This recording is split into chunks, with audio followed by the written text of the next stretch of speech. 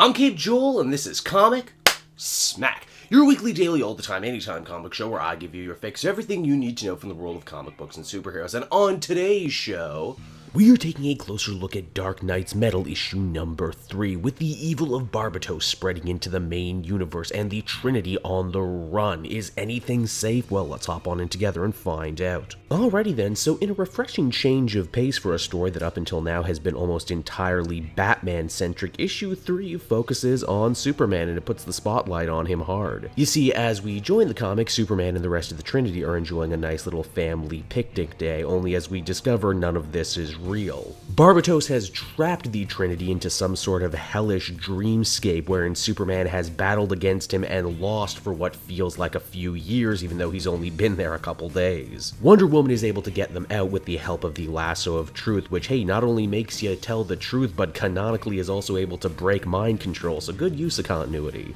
By the time Diana and Clark get out, though, the entirety of Metropolis has fallen to the Dark Knights, and the city is overrun by horrifying doomsday-ish creatures that used to be their friends. And speaking of Doomsday, Batman ends up getting blindsided by the Devastator, who we discover here is actually a multiversal version of Batman who took a bunch of Doomsday DNA to try and fight a rogue Superman. Big Blue opts to do in this situation what he does pretty much every time he ends up coming against an evil version of a friend, and that is appealing to the one shred of goodness that must still be inside them, only for the Dark Knights, yeah, that's not gonna happen. These guys are evil to the core. In fact, the only thing that stops Superman from getting his gray matter splattered across the streets of Metropolis is the Flash rushing on in to save him and taking him back to the safe haven that was set up by Dr. Fate in the tie-ins. It's there at the Oblivion Bar, aka the base of operation for the old DC team Shadow Pack, where Wonder Woman and Superman meet up with the Gotham Resistance from the Gotham Resistant tie-ins. They compare notes, Green Arrow saying that in his travels he discovered that one of the only things that can actually hurt the Dark Knights is nth metal, only that stuff is really hard to come by right about now. Superman says that Batman is out there somewhere and he was talking to him through his weird coma fantasy, saying the same code phrase over and over again, Carpe Diem, which of course means seize the day, but also includes the letters C and D for Clark and Diana. Superman wants to stage a rescue for Batman wherever he might be trapped in the Dark Universe, while the rest of the team wants to try and gather some nth metal weapons for the upcoming fight. So far they've got a little metal on their side, be it Steel's hammer, Dr. Fate's helmet, or oh hey look, Deathstroke has joined the party too, he has a Prometheum sword. The team decides to split up and tackle this problem from a bunch of different angles, and not a moment too soon either, as the Oblivion Bar comes under attack by the Batman who laughs and his evil feral Robins. Now Superman theorizes that perhaps the walls between the Dark Universe and the universe that we know might actually be thinner within the Phantom Zone. A fairly dark universe in its own right when you break it down. Luckily Superman still has the anti-monitor's antenna stashed at his Fortress of Solitude, and with Steel's know-how, as well as Barry Allen's own expertise when it comes to surfing the tides of the known universe, they figure they might be able to break on into the Dark Universe and save Batman, even score themselves some nth metal weapons while they're at it. The plan works, they end up breaking on through to the Dark Universe, and it's every bit as hellish and horrifying as you might imagine it would be, but just to rub some salt into the wound, this all ended up being one giant trap from Barbatos. You see, Batman actually was talking to Superman, but he was trying to send him a warning that got distorted on its way over to the main universe. You see, this whole dark matter universe thing works on frequencies and notes. Superman just misheard what was going on. Now, as you saw in Gotham Resistance, the Dark Knight's plan is to plunge the main universe into the Dark Universe using the frequencies, and to do that, they've captured regular everyday people so they can reverse their frequencies. Only that's taking an annoyingly long time, but if the Dark Knights were able to capture someone incredibly powerful like Superman and change his vibrational frequency, well, they could plunge the entire world into darkness. And as the comic ends, well, he stumbles right into their midst, doesn't he?